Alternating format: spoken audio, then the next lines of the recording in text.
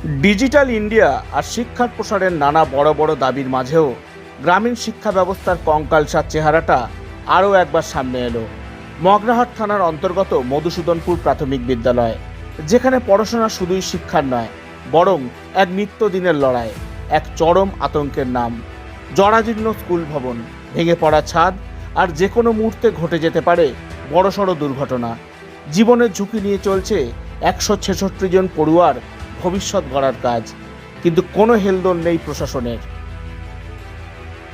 দক্ষিণ 24 পরগনার মগরাহাট থানার প্রত্যন্ত এলাকার মধুসূদনপুর, এই এলাকার মধুসূদনপুর প্রাথমিক বিদ্যালয়ে বর্তমানে পড়াশোনা করে 166 জন ছাত্রছাত্রী। তাদের সামলাতে এবং বিদ্যাদানে নিয়োজিত আছেন মাত্র 4 জন শিক্ষক শিক্ষিকা। কিন্তু স্কুলের যা বর্তমান অবস্থা, তাতে পাঠদানের থেকেও জীবন বাঁচানোর চিন্তাই যেন বেশি কাজ করে শিক্ষক থেকে অভিভাবকদের মনে। স্কুলের প্রতিটি কোণে ছড়িয়ে রয়েছে বিপদের ছাপ। ছাদ থেকে প্রতিনিয়ত খসে পড়ছে প্লাস্টার, বর্ষাকালে সিলিং চুঁইয়ে পড়ে ঝরঝর করে জল, নেই কোনো উপযুক্ত উন্নত পরিকাঠামো। সরকারের পক্ষ থেকে মিড ডে মিলের ব্যবস্থা তো রয়েছে, কিন্তু সেই খাবার একটু শান্তিতে বসে খাওয়ার মতো ন্যূনতম কোনো উপযুক্ত পরিবেশ নেই। এর ওপর এলাকার যোগাযোগের অবস্থাও অত্যন্ত শোচনীয়, ফলে চরম সমস্যার মধ্যে পড়তে হয় সবাইকে। স্থানীয়দের অভিযোগ, প্রত্যন্ত ও প্রান্তিক এলাকার হওয়ার সুযোগেই স্কুলটির ওপর কোনো নজর নেই সরকারের। একাধিকবার প্রশাসনকে জানানো সত্ত্বেও মেলেনি কোনো সমাধান, মেলেনি কোনো স্থায়ী আশ্বাস। ফলে এক প্রকার নিরুপায় হয়েই জীবনের ঝুঁকি নিয়ে নিজেদের সন্তানদের এই আতঙ্কের বিদ্যালয়ে পাঠাতে বাধ্য হচ্ছেন অভিভাবকরা। স্কুলটা 2001 সালে তৈরি ঠিকই, কিন্তু দিনে দিনে বিল্ডিং ভেঙে পড়ছে, প্রতিনিয়ত চাঙর খসে পড়ছে, যে রডগুলো আছে আঠার মতো গুঁড়ো গুঁড়ো হয়ে পড়ে যাচ্ছে। এই অবস্থায় ক্লাস করার প্রতিদিন খুব ভয়ঙ্কর বিপজ্জনকভাবে দাঁড়িয়ে যাচ্ছে। মাঝে মাঝে দেখছি চাঙর খসে পড়ছে, মাঝখানে দেখলাম তো একটা বাচ্চার মাথায় পড়ছিল, আমি উঠে আবার সেটাকে নামিয়ে দিলাম। তো এইভাবে ক্লাস করা যায় না। শিশু শ্রেণী থেকে চতুর্থ শ্রেণী পর্যন্ত প্রায় 5টা ক্লাস আছে, আবার একটা ঘরও নেই, তাদের বারান্দায় বসে ক্লাস করতে হয়। বর্ষাকালে তো খুবই সমস্যা হয়, ছেলেমেয়েরা বাইরে দৌড়ে চলে যাচ্ছে, বারান্দায় বসে যা হয় আর কি। সেই সাথে সাথে প্লাস্টার নেই, চাঙর খসে পড়ছে। এইভাবে যদি ক্লাস করি, প্রতি জায়গায় আমি চিঠি করেছি, পঞ্চায়েত থেকে শুরু করে এসআই অফিস থেকে শুরু করে বিডিও সভাপতি থেকে বিডিও পর্যন্ত চিঠি করা হয়ে গেছে, কিন্তু কোথাও আমরা সুরাহা পাচ্ছি না। কেউ কখনো ইন্সপেকশন আসেনি?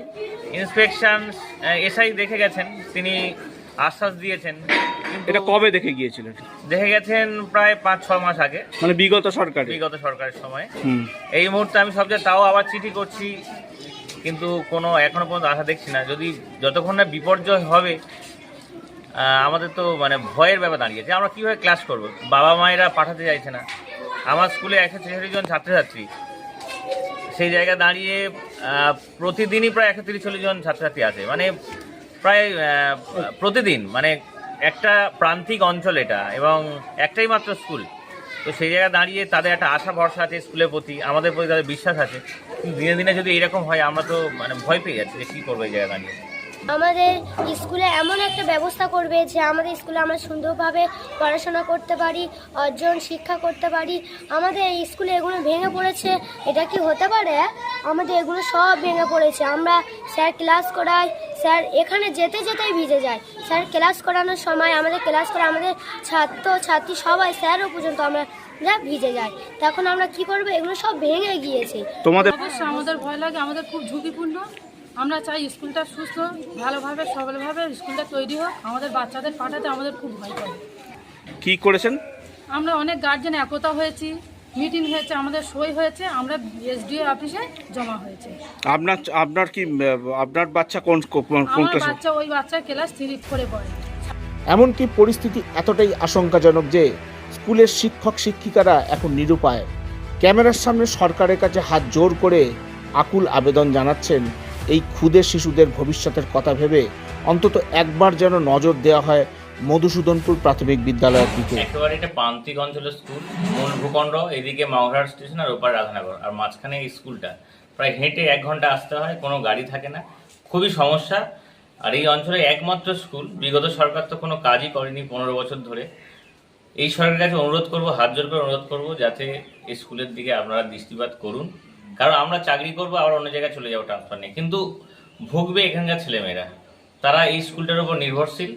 তো আমি চাইবো যে সেই সমস্ত ছোট ছোট ছেলেমেয়েরা শিক্ষিত হোক, এই প্রান্তিক অঞ্চল থেকে উঠে অনেক বড় জায়গায় যাক, আমরা শিক্ষক হিসেবে দাবি থাকবে। আর আমরা শুধু চাকরি করবো চলে যাবো এই ভাবনা আমরা ভাবি না, আমাদের একটা দায়বদ্ধতা থাকে শিক্ষক হিসেবে। তাই চারিদিকে ছোটাছুটি করছি, চারিদিকে চিঠি করছি, কিন্তু এখনো পর্যন্ত কোনো সুরাহা পাচ্ছি না।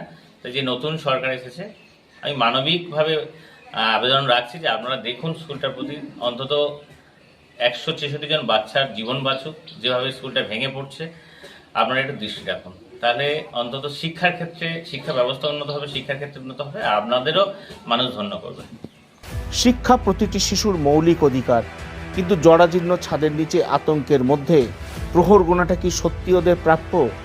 প্রশাসনিক উদাসীনতার মাসুল কি এভাবেই দিতে হবে 166 জন নিষ্পাপ শিশুকে? এখন দেখার বিষয়, এই খবরের পর আদৌ ঘুম ভাঙবে কি প্রশাসন ও শিক্ষা দপ্তরের, নাকি কোনো বড়সড় দুর্ঘটনার অপেক্ষাতেই দিন গুনবে মধুসূদনপুর। শুভেন্দু ঘোষের রিপোর্ট, সংকল্প নিউজ।